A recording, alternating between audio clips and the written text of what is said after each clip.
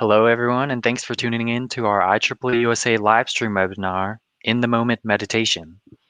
I will now pass it off to our presenters for today's webinar, founder and CEO of Inventiva Consulting, Rocio Pérez, and IEEE senior member, Kate Carney Landow from the Dish Network. Welcome, Rocio and Kate.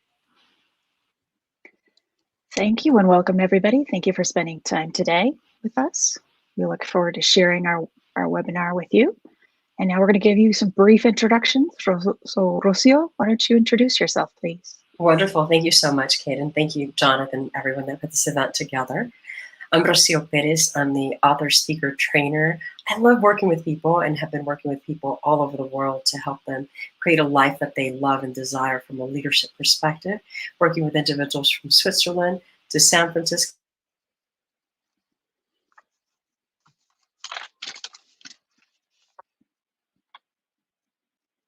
Thank you, Kate. Thank you. And then, thank you, Rocio. And then my name is Kate. I'm a senior member of IEEE, as Jonathan had mentioned. I'm active in several engineering solutions for telecommunications. I've also served on frequency coordination, done quite a bit of frequency coordination work for Super Bowl, Pro Bowl, as well as the College Football Championship. That's sort of what I love to do, is solving engineering problems in real life. I also like to believe in teamwork. And when I, as an engineer, work with others, I like to work from that teamwork point of view and making sure that those around me can excel. And that's sort of where the root of our conversation is today. This was a problem that was brought to us by fellow team members and our We 5280 community, so the Denver Women in Engineering group. So if we could have the slides, please, we'll dive into our presentation.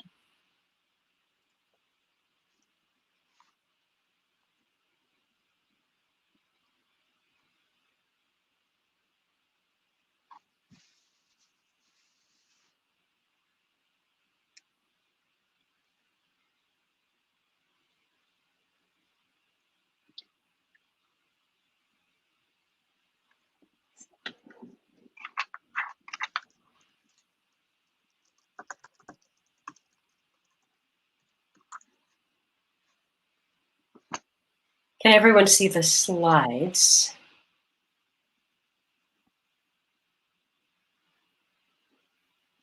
Okay, wonderful. Thank you.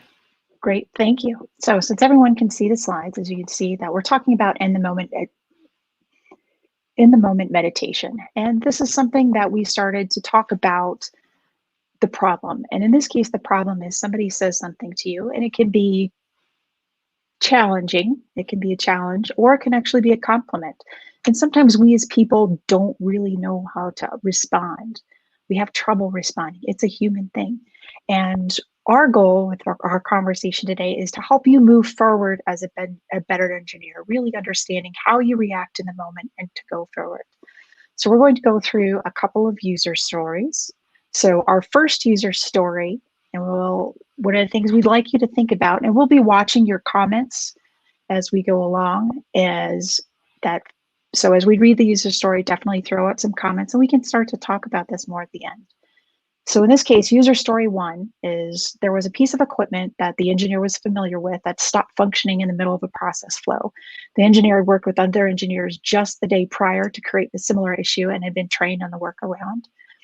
Yet there were 2 other workers in the room that physically blocked the engineer from accessing the workspace so that that person could look at and solve the problem.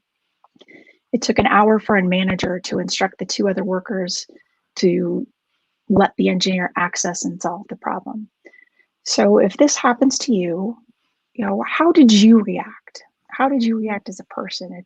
It's a difficult situation. And then how did you feel afterwards? Okay, and so now let's move to user story 2. And this is another situation. Again, think about how, if this has happened to you, how did you react? And then how did you feel afterwards? And feel free to type in comments so that we can see, some of your thoughts and how you can maybe share this with your peers. So in this situation, it's slightly different. There was conversations with the mid-level manager, and this mid-level manager has the habit of only addressing their direct reports that are in the room, even if lower level employees are also in the room. This mid-level manager then also instructs the manager to communicate a message to other employees in the room. And so again, the question is, how would you react? How did you react if this has happened to you? How did you feel afterwards? And thank you for sharing. We're seeing that some people admit, they can be frustrated, especially with user story 1, when you know how to solve the problem. So now let's move on to user story 3. So again, think about how did you react and how did you feel afterwards? So a longtime engineer picked up a new shift with a different crew. This has happened to all of us. We walk into a room and we don't know anyone. So this engineer, as most engineers do, they check the space prior to starting the workflow, introduce themselves to a new employee. And then the new employee proceeded to tell the engineer all about the parts he was putting together using very simple language. The engineer was responsible for maintenance of that system and knew very well the complexities of the system. So how would you as a person feel about this? How did you react after? So we're going to give this a beat just to sink in while we move to the next slide. So now comes the difficult part of the conversation. Is let's really talk about some of what happens in these situations. So going on to the next slide, you'll see that we have bubbles, and so our bubbles are demonstrating to you that this is exclusionary behavior. This is, by definition, it's the act or the instance of excluding. Sometimes it's purposeful. Sometimes it's a person does not invite input in a group settings. There's times where peers are excluded to meeting invitations. There's also a lot that has to do with language, using language such as but, using language such as only and except. Admittedly, sometimes the exclusionary action is unintended. You as a person may not know that a lower level in the person should be in a meeting. There's times that you don't know the needs of another person in the room and you're not able to accommodate them. The Harvard Business Review has a very good article on what to do when a colleague excludes you. It can help start to think about how you would proceed. And you'll notice the link on our page at the bottom of the slide. So now let's look at how we change. As engineers, we like to change things. We like to fix things. So let's start guiding ourselves through this conversation. So moving to the next slide, we like to think that we'd like to have inclusion. We'd like to have that act. We'd like to have that instance of included. We'd like the teammates around us to be included. We'd like to be included in the conversation. To encourage inclusion, some of it is purposeful. Some of it is if you are in a leadership position, inviting input in group settings. It's inviting peers to team meetings. It's paying attention to language. It's we, it's us, it's team. It's also being conscious of how you can look at, what is unintended. You may need to ask your peers to help include key subject matter experts in invitations. You may need to ask for input on unknown needs or accommodation. And when you look at this information, if you're in a management position, how can you support if someone says they've been excluded? So we as engineers should challenge each other to be leaders. If someone does ask this of you for help, how can you support them? And then as a person who has been excluded, sometimes we have to ask ourselves, what do we need to do to work to be included? And I want to be very, very clear in our presentation. When we're talking about what the work we have to do personally to be included, this is not about fixing other people's feelings. We're not responsible for others' feelings. This is not about fixing other people's feelings. This is not about developing a thick skin. This is really looking at and acknowledging what we can do as people so that this is also our space. So towards that, there's some work about how you as a person can be excluded, recognizing sometimes different people have different experiences, and it's okay and it's acceptable to invite yourself in. There's some homework in the resources slide that we'll talk a little bit more about this. So on the next slide, one of the things, and this is where the in the moment meditation comes in, is that in developing the presentation, we realized that there's 5 stages. There's 5 stages that when you look at breaking down what can happen in the moment, we'd like to help you process and help you understand how to step forward. So as with engineering, we like our steps. There's 5, they're simple. It's assess, reflect, plan, respond, and execute. When you assess what's going on in the moment, really check in with yourself. Ask yourself, are you safe? Are you uncomfortable? It's a very personal decision, and it's only you that can make that decision. Reflect a little bit on the moment, reflect and acknowledge that this is about you, this is about your space. And then plan. This can be difficult to happen in the moment, but take the time and plan. What do you need to do to normalize? And then respond, act on your plan. Say out loud what you're going to do next. Now, executing can be the difficult part. There are 4 things that are absolutely acceptable. Again, this is about yourself. This is what you need to do in your space. Leave, lead, listen, and learn. So we're going to pause a little bit just to look at the slides and just to acknowledge acknowledge the comments. You see that we are very thankful that people are being very honest. So again, reviewing the 5 stages of what's happening in the moment, assess, check in with yourself, reflect, acknowledge this is about you and your space, plan what you're going to do next, respond, and execute. It's acceptable to leave, it's acceptable to learn, it's acceptable to listen, and it's accessible to leave. So moving on to the next stage, once you've closed a moment, we all as people like to do this. We like to analyze a situation. We like to think about it afterwards. But following through on the strengths of us as engineers, we're going to take those 5 stages and we're going to use those as building blocks to help us improve as engineers. Again, like we've talked about, this is not about fixing feelings. This is about you and your space. So following those same processes, we're going to assess, reflect, plan, respond, and execute. Slight differences. Again, we're going to assess. We're going to check in with yourself. Honor the fact that your response is normal. Flight, flight, and freeze. Flight, fight, and freeze. Again, that's normal responses to any situation. People say something good. People say something bad. We're humans. We have a natural response. That's okay. Honor that for yourself. And then reflect. Reflect this is about you. The response is about you and your space. And then take a minute to plan. We've separated from the moment, and let's plan what we need to do next, what you need to do, resolve. Think about what your goal is. Is your goal to provide feedback to the organization to stimulate change? Is your goal to provide feedback to somebody that may have said something that wasn't very nice to you? Is in providing feedback, do you need an advocate? Do you need a mentor? Do you need a coach? Advocates, mentors, and coach all play very different roles in these conversations. You can use a coach to help you talk through a situation and help you fine-tune what you need and help encourage you to move to the next step. A mentor may be somebody that has gone through a similar situation and help you understand. And then also, as far as an advocate, you may need somebody else at the table to help you articulate. And then I see that there is a question about assess also includes listening. And yes, Lisa, assess includes listening. And in all situations, when we start to execute, listening is a part of our execution. When we listen, there are times where we want to engage in respectful conversation, and listening is a skill that is part of that respectful conversation. But again, in terms of moving forward, execution, leave, lead, listen, and learn are acceptable responses to help you move forward.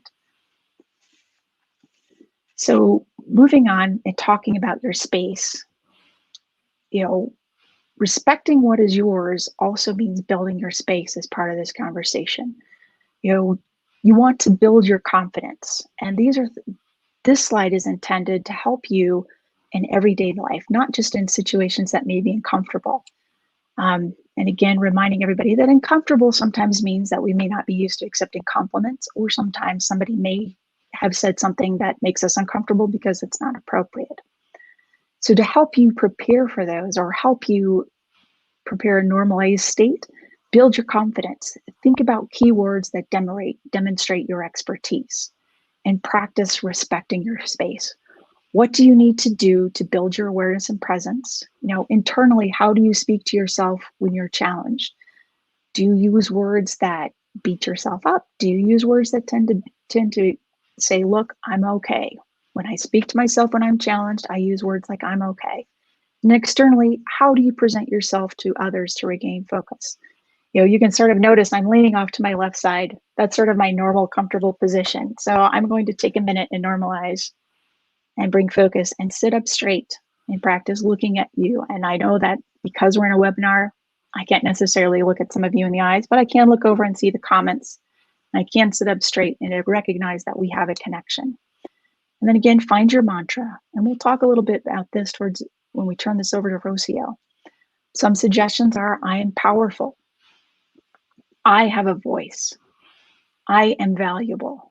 I am a contributor. Think about what your mantra is, short things you say to yourself that help you build confidence, bring yourself into the moment, and respect your space. So now we're going to turn this over to Rocio and her expertise as a leadership experience. So thank you, Rocio. Well, thank you so much, Kate. We're going to take a moment right now because we are in the moment. We're going to take a moment to just get ourselves anchored and experience a tool in this moment, and that is to get ourselves centered. If everyone can just take a moment, close your eyes, sit up straight, exhale all the way out, and hold it there. And inhale all the way back in, and hold it there. And exhale all the way out. Hold it. And do 2 more times. And inhale. Hold it. Exhale all the way out. And 1 more time. Inhale all the way in. Hold it. And exhale all the way out. We're going to provide a number of techniques that can get us in that moment that Kate was talking about. What do we do when we assess, when we're looking, when we're evaluating our situations? One great thing to do is to get grounded before you get into any meeting. That's been very helpful with the individuals that I work with. They're just feeling that power, that breath, that energy there. We have anywhere from 50,000 thoughts to 70,000 thoughts a day. And 80% of those thoughts are the same thoughts that we had yesterday and the day before. As a matter of fact, they're the same thoughts that my great-grandmother had. And we get to choose those thoughts in that conversation, in that moment, when we're looking at presence. What does that look like when we're working with individuals? And are we really hearing what they're saying? Are we interpreting them in different ways? When we're showing up to the leadership experience, what have I been told that I bring with me? Because we're always bringing something. Every experience is in the room with us in that moment. What does that look like? Do I feel worthy? Do I feel happy? Am I a great leader? What does that look like for me? I remember a point in time where I was always wondering, I'd walk in and I had a million things to think about and do, and I actually didn't feel worthy to be leading others at that point in my career.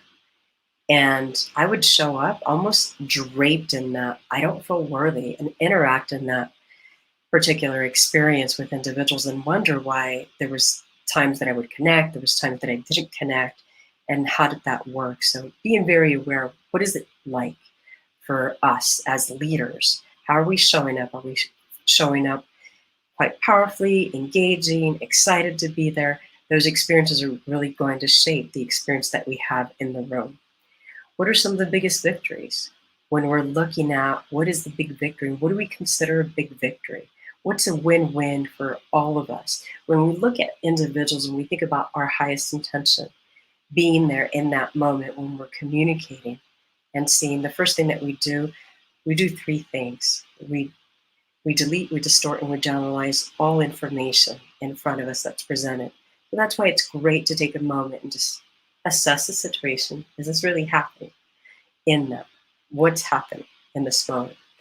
And then to also be looking at, from a leadership perspective, to look at what are my biggest fears here? What are my biggest fears when leading others?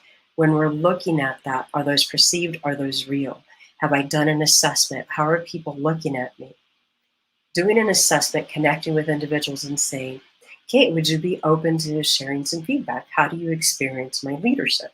And just being open to intake whatever feedback comes in and learn from that experience. And I've had some pretty intense feedback that at times, I remember there was a moment in time, I was at a leadership retreat and we were selecting a leader. And everyone is going around in a circle and we're listening. Who can this next leader be? And when they got around to me, there was a reality for me. And there was a reality that I didn't seem to be approachable and fun, and people didn't feel safe to be around me.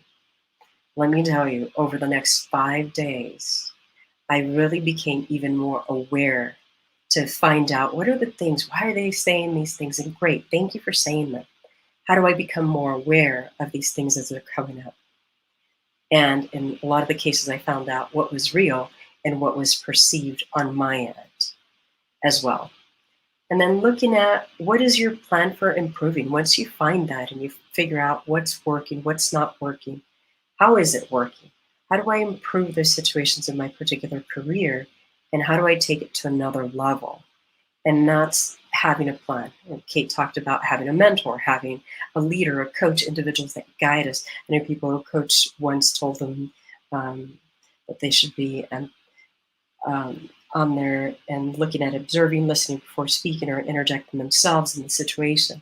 This is great because one of the things that we do as human beings, and we all do this, it's great to have this awareness that there's times where we're listening to information that's coming in and our mind is so fast that it completes a sentence. How many of you have ever felt that? Right? Somebody starts talking, you're like, I know exactly what you're going to say. Don't even waste your time. Don't say it. I know it. And we forget to be present in that moment to really honor the communication, what's actually being delivered, and to also be able to read between the lines and know that individuals, maybe they just want to connect. There's something as simple as that. I was working with an extraordinary individual who the company couldn't afford to lose them, and they were just amazing at their work, and they couldn't afford to lose any of their employees because they were also amazing at their work. And the individual was coming in and taking a look at like, this is wrong, that's very similar to the things that you were posting on the first slides there, Kate, and seeing when this individual took a moment and really took a moment to listen, took a moment to observe, to know what was actually happening with this individual and said, is everything okay? There's a moment of empathy in all of this and connection and leadership. I truly believe that leaders were here to help others see their own potential and develop that so that they can lead others. That's our number one goal, to lead with empathy, to lead with authenticity, to lead with connection, to lead with possibility. And if we see a person where they can be, they will always become, because we're always seeing that amazing potential and knowing how we can take it there. Getting back to the story, this individual finds out that his team member actually had an illness that they would leave work for. He was about to get fired. Just that moment of connection, that moment in leadership and saying, I wonder what's going on. Instead of saying, this is your third time, this is the last warning. How about what is actually going on with that person? What's happening? Something simple as asking that, is everything okay? I've noticed that the project may not be on time. Is everything okay? How can I help? Is there anything that you would like to talk about? And coming in with that empathy and compassion and to know that we're not here and we're not going to be able to fix everything and help with everything. Just listening helps into that. So in talking about disrupting the exclusion and finding out, there's so many different books out there, and we have a number of books in this particular slide. The 4 steps of disrupting exclusionary behavior. What does that look like? Here's something when we're talking about inclusion, diversity and inclusion, here's diversity. We're being invited. to partake in the dance. Someone was once quoted. Inclusion means being invited to dance. And to know, how do I participate in that? How do I start to understand my behaviors and understand human development and just get curious about everything? Like, wow, I wonder why this person did that, or why I'm doing this, and how that helps. And some people are saying improv training has helped. That's extraordinary. Anytime that we can expand and work outside of different cultures. I always get very curious. I have friends from all over the world, and seeing those engagements. Wow, I wonder how they're doing this. I just stop, look, listen, learn. And now I have 100 ways of doing something versus the one way that I would do that in the past. Understanding too that how we're taught the culture of belonging. We're all born into a culture. We're born into an environment. What does that look like? When we come into a company, there's an environment. How do we engage with that? And how does it work in the workplace? Knowing that everyone's experience is different. Some people may not even be aware. They don't know what's going on. And that's why it's important to voice that and say, if I assess and I take a look and I reflect upon what's actually happened and say, for me, this is what this means. And to understand, what does it mean for you? What meaning is there for you? There's a very, very famous quote that says, nothing has meaning except the meaning that we give it. Which means that if we were to stop for a moment, what does that mean to you? And it's fascinating because I've seen people just view a glass of water and someone asking them in front of hundreds of people, what does this mean to you? And that person starts just sobbing. And we're wondering, what does it mean? And that person says, that means poverty and people and suffering. And then there's another person who views it differently, that it's life, but the glass is half full. And it really depends on how we view and how we intake the world. And that's why it's so wonderful to get different modalities, books, connecting with individuals to understand, seeking to understand their world and wondering what it's like. I've had the privilege, and I say that it's privilege, to have people who express themselves and they are not very happy. And they're just telling me at the things at the top of their lungs, and I'm upset at this and I'm upset at that. And when we get to the core of the core of the core, most of the time it has nothing to do with the person in front of them. And that's when we're able to stay in that presence. Tell me more. What is that like? Tell me more. Maybe a frustration that they hadn't been able to express. One of the things that I know for certain, as we stay present and we get into other people's world, we start to discover how they experience it. And how that experience, even though we all want the same thing and we're all creating the same project or product or whatever it is that we're working on together, that we all want the same result. We're just looking at it differently based on the experiences that we've been exposed to. Diversity of thought is something that's so important. To understand that alone, that we see the world very differently. I know because of my experiences, I grew up in extreme poverty. I was a runaway dropout. I went to university, and at a very young age. With all of that, that gave me an experience to see life very differently. I'm a problem solver. I can take a look at problems. People have been looking at problems for 9 months. I can walk into a room, they present me a problem. I observe, I look, I listen. And there's times where I can move things just around, almost like a puzzle, very similar to a puzzle. And it falls into place because that's my gift. And to understand that we all have gifts from that perspective. When we learn these different types of behavior, when we learn how people operate, when we become even more aware of how we operate and what's influenced who we are being in that moment, to know one thing is that who we're being in that moment is very different than who we can be in that moment. To know that as human beings, we're malleable. We can change from moment to moment to moment, like changing in this moment, and this moment, and this moment. Like every moment is a new moment. And that's the experience of being an extraordinary leader. So, Kate, what else would you like to add to that? So one of the things as engineers, as we're starting to wrap this up, we know that sometimes this is a difficult topic. It's a difficult conversation. And we'd like to make sure that you're aware that, at the end of the slide, there's the link that will go up to see where you can watch this again. And we're providing you with resources so that you can take this home and you can think about it, and you can also practice. Rocio pointed to the resources and the 4 steps of disrupting exclusionary behavior. That's a good place to start. Amy talks about how to combat the feeling that's wrecking progress, that's wrecking havoc on the progress, to work through some of when you've had a situation and you need to resolve. And we want to acknowledge sometimes it can be scary. Sometimes being afraid of moving forward, trying to acknowledge and honor and overcome that can be the most difficult part of what's doing. But again, as part of what we've talked about, acknowledge, make a plan, and think about how you go forward. Use this as part of your engineering process. Sometimes write it down, acknowledge that it exists, break it down, and then step forward. Eduardo also, his article is very good because it talks about that when there's something that's happened, when there's a situation, it can be hard work to move forward. It can be a hard work to create that culture of belonging. But at the end result, it's worth it. There are so many brilliant people that deserve a seat at the table. And then with HR Acuity, their article is also a very good follow-up in terms of identifying exclusion in the workplace, because then you can understand the baseline and how to move forward.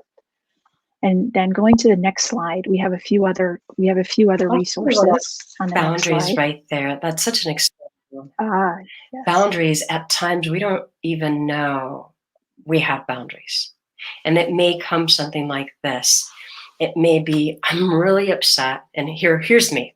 I remember being at many nonprofit organizations, and I just want to acknowledge here, there's a comment here, yes, I think diversity of thought is often ignored by in HR diversity training. And that happens at times. One of the things that is important to understand is at times we don't really get, here's Rocio, on 13 different boards. And every time a person would say, we need help with this, my hand, it was like, it's like this magnet. It's like, and then it would shoot straight up. And I wanted to volunteer, and I would volunteer for everything because I felt compelled that I had to. And I discovered in time that I didn't have boundaries. The reasons why I would get upset, and I'm like, wow, I have so many things on my plate as a result of that. Like, everyone wants me to help them. And what I really didn't realize is that as a young child, I had learned that it wasn't okay to have boundaries, that I had to do what I was told. And I had to develop, I was encouraged to develop that. And I created a plan for myself, as Kate stated, to find out where are the areas that I want to develop myself. Do I want to develop myself in boundaries? Do I want to develop myself here? And boundaries, wow, I got to practice it, and I continue to practice it with friends and say, how do I exercise my boundaries? And it's okay. We're both in communication. And I'm also in the space of asking for what I desire as well. That took a moment for me to learn. And now I can say, Fred, this is what I would like. And he was saying, okay, great, here you go. And that took something. I wasn't aware that I wasn't feeling comfortable with that. See, most of the time when we have no boundary in that area, or we're not aware that we don't have it, there's this feeling of heaviness inside of us. And then we wonder, it's like, why do people always expect me to do this? And then we start to resent the very thing that we agreed to do. And yet the only one who agreed to do it was us, right? That's what I discovered about myself. When I started to put boundaries, I was looking at it with a coach, and it's extraordinary because coaches help us see what we cannot see. It's almost like we are the water inside of the cup, and they can observe the entire cup from every dimension and help us think through it and say, what is it that you're not seeing? If you were to see it, would be different. And immediately coming up with those answers and saying, if I was to see it, I would see that I'm the one who's making myself uncomfortable in that moment. I'm the one who's making the decision to have this amazing to-do list and make this amazing contributions, and I'm the one who's not giving myself the time to rest, which is where I found myself at one point. So that's something that's very, very good. And then the other thing is necessary endings. And I think about one of the most amazing images in my mind from that book. It's like a rose bush, that not all the roses are going to grow. Not all of them have that opportunity. It's just like projects or ways of being. We start cleaning it up. We start even trimming the hedges, start cleaning up the garden, seeing what's working, what's not. There's certain things that we're doing that may not be working. They served us. They got us here. And as a matter of fact, they may serve us forever. And saying right there, I see that I'm not alone here with the thing with boundaries. Definitely. We continue to grow and expand. And that's what extraordinary leaders do, that they continue to look inside for the benefit of everyone. To know that as I grow as an individual, let go of a pattern that may have not served me, for one that does, then everyone wins. Because when you win, I win, and we all win together. It's a team effort. So, in building on what you've mentioned about boundaries too, Rocio, understanding your boundaries and doing that sometimes difficult analysis of boundaries can also help you deal with some of the smaller microaggressions that may happen in these discussions. Somebody may say, "Oh, I didn't know you knew that." And as a human, you're like, "Well, of course I know that. That's why I'm in the conversation." So understanding the boundaries can also help you deal with when microaggressions may occur against yourself or against others on your team. It's articulating when and how to say, "Nope, look, here's the boundary, here's the wall, we're nice to each other," is helpful. And then again, continuing on our conversation of life cycle engineering, we saw one of the comments asked about meditation and why meditation is helpful. Meditation helps you bring focus. Meditation helps you practice focus. Meditation helps you practice presence. And when you're looking at an engineering program, practicing that focus and practicing that presence can help you move forward. And that also helps, again, if you are in a difficult conversation, if you're in a difficult situation where there's been something expressed to you that, again, may be bad or it may be good, you can better understand, I know my focus, I know my presence, and I have the tools to normalize. It can help you move forward. Towards that, when we talk about, how to fight bias and how to discuss bias, when you look at how to review your situation and how to come to terms with it, or how to plan to move on, the 50 ways to fight bias cards are great. One of the things it points out to us is that we're not alone. Unfortunately, there are times somebody has said something and it's happened to other people. And looking at these cards in terms of, hey, I've had something happen. Maybe there's some words in there that I can use to practice for myself as I plan how to move forward. So we encourage you to take advantage of all these resources. And then we have additional ones. This is our bonus slide here on mindful meditation. And you'll notice that Engineering Management has a great article on Engineer's Guide to Mindful Meditation.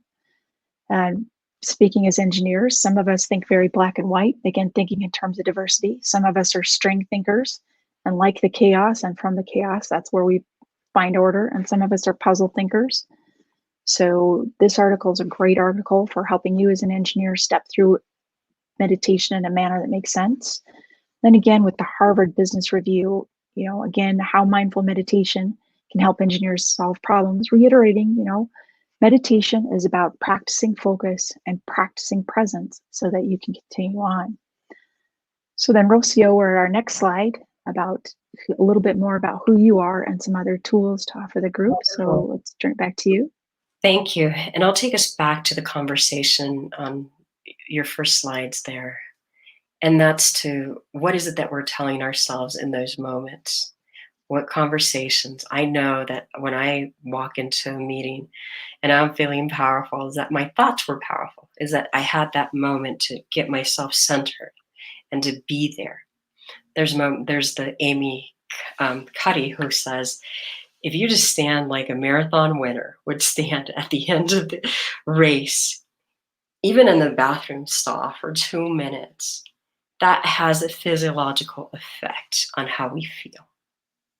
And what we tell ourselves is equally as important. I've got this, I've got this, I've got this, I've got this. And it works, and leave you with an image. I was playing with my grandson, who was 4 at the time. And Emilio couldn't catch the ball.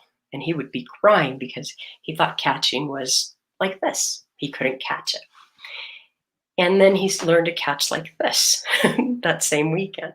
And it still wasn't working. The following weekend when I went, I said, what's different? I'm a coach. I've got this. What is different with Emilio? How can I get Emilio to catch with his hands just like this? And I said, Emilio, you catch like this, okay? Repeat after me. I got this.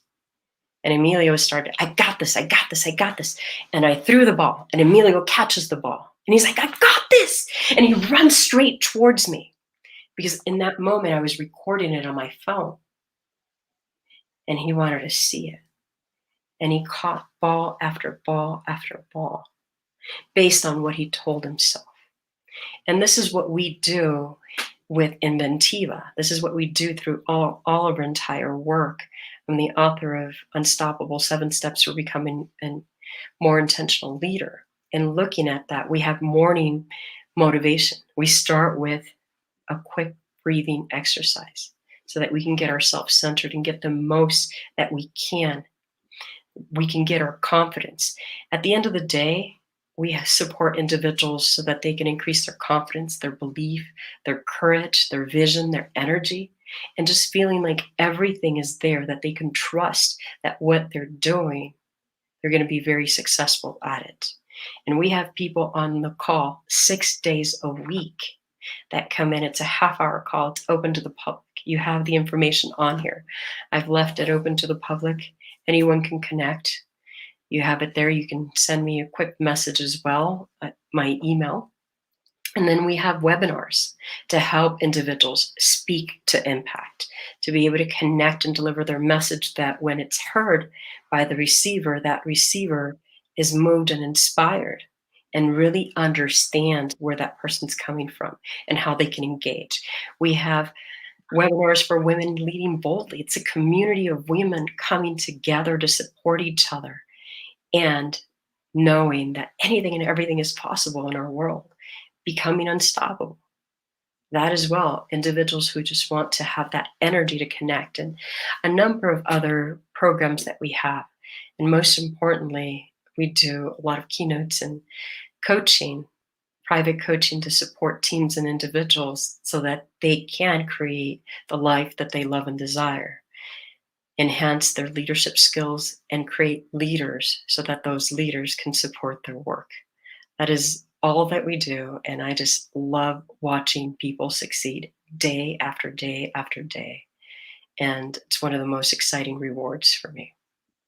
So, Thank you, Rocio. So then now we're towards the end of our presentation. So for everybody watching, thank you again for your time. We're going to be taking some questions in the comment section, and just know that from the time you post your comments to the time we read it and Rocio and I discuss, it takes about 20 seconds. We just want to remind you that as engineers, you belong in the room, you belong at the table, you deserve to be included. So definitely welcome you to use our resources. You watch the presentation as many times as you need.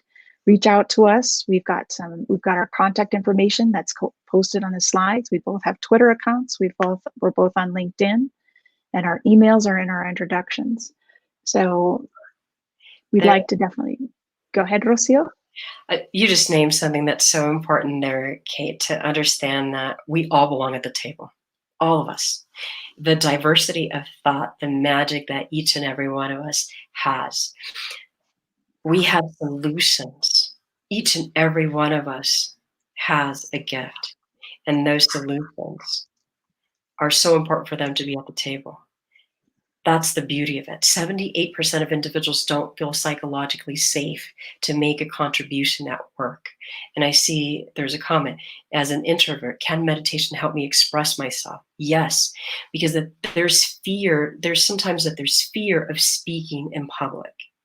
And when we start to see our life in the future, when we start to see what's possible, when we start to feel it and really embody it in all of our senses, then we can start expressing, because now it's familiar. We actually fear the unfamiliar. And we may have linked the unfamiliar with an experience that we may have had 20 years ago. And the most important thing is, can it support you? Yes, I've watched individuals on all of our calls and programs transform before our eyes. I have watched individuals who have lost their business due to a health issue, where they come to me and they feel like they're crushed. I don't know if you've ever felt a moment in your life that you were crushed. I know I have. And to watch this individual within a 2-hour period walk out of there like a super rock star, owning the room with confidence, just exuding confidence. That's possible. That's possible through meditation. That's possible through coaching. That's possible. It's available to every one of us. And then again, you know, as an engineer, there are many of us that are introverts. It can be hard to speak up because we like to think about things, which then can make challenging situations more difficult. So again, practicing your presence, practicing your focus. And as we highlighted in some of the other slides, sometimes you need a catchphrase, and it can be as simple as, I need to step away. I'll come back to you at another time. That's perfectly acceptable. That's okay. That honors your feelings, that honors your space, and it gives you a way to move forward. So let's see, and we've got another question from Corey that we're going to post. So how can you help others try meditation who may be hesitant or unwilling? You know, there's a couple of tools. Sometimes people may approach you and they may ask you as a mentor or as a peer, hey, is there something that's worked for you that I may try? There are sometimes phrases that you can use as you speak or as you're working through a problem that become that mantra that can help coach others to get to that space. One of the things that is common in business right now is to use the we phrase. And there's a few team members across one of the groups I work with that occasionally will take a timeout when we have hard discussions where people are butting heads and they're saying, no, it's us, it's our team, it's my. And these coaches say, nope, let's take a step back. Let's breathe. Let's remember we're working for the same team. So there's sort of two different techniques that you can help. Or if you have a very personal relationship with somebody, say it's your parent, it's your child, it's your partner, you know, if there's an article you find interesting, you know, share it with them. And then you yourself, you know, there's other resources. We wanted to give you a path to go forward. So feel free to try Google, and what we have may not work for you. We encourage you to send a comment to us on the various accounts to say, hey, look, this is what worked for me, and we'd like to share what worked with you with others. And meditation is something that's so interesting, right? There's guided meditations. There's meditation to me, the meaning to me is just a moment in silence, to be with self. What that allows us is to be present in that moment, from those 50,000 thoughts to 70,000 thoughts, because there's a thought, you had a thought. Based on that thought, there's an emotion. Based on the emotion, there's an action. And based on that action, there's a result. Okay? And if we stop those thoughts that are on autopilot, we can actually be present and hear what the person is saying. That is in that moment. We can hear even creativity. I meditate every day. I take 1 to 2 hours every morning to be in silence. Sometimes it's with music, meditation music. Sometimes it's guided. Sometimes it's just completely in silence. When I get up, there's magic that happens. Creativities, ideas, connections, things that I had not seen before, all of a sudden are coming together. And I start to take immediate action on each of those insights that come to me through that meditation, through that space of empty, like just being in silence right there. Thank you, Rocio. And thank you for everybody that shared comments. We appreciate you participating in our webinar. As you can see at the bottom of your screen, it's going to be posted on YouTube as well as Facebook, and you can follow at IEEE USA to stay up to date on future webinars. If you like to send a comment, if you'd like to see us again, send that comment too, or again, comment away if you've got other resources to share with others. I'm sure with a lot of us that took the time today, there's times we've been the only person in the room. And we'd like to acknowledge, we'd like to honor the fact that you as a person, being the only one in the room, you have support, you've got a community, and you've got others that are happy to help you continue to succeed. So if there's any other comments, we'll take a few seconds and we'll watch for other comments.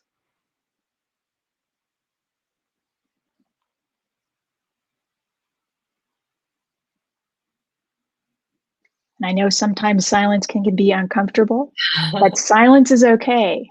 If you're in a difficult situation or a difficult conversation, it's okay to say, look, just give me a second to think. That's perfectly acceptable. Great. Well, again, we've shared our contact information with you. We're going to turn it back to our moderator, Jonathan, to close us out. All right. Thank you so much, Kate and Rocio, for joining us today and for sharing your own techniques on growing your communication skills. I think especially vital during times of emotional turmoil or for those seeking inner peace. So, thank you again for giving us all those resources. Thank you. What an honor to be here with you, Jonathan, and everyone. Yes. And thank you everyone. And thank you everyone for tuning in and for your great questions to our presenters. So check back daily on our social media for updates on future webinars, and we hope you all have a great rest of your day.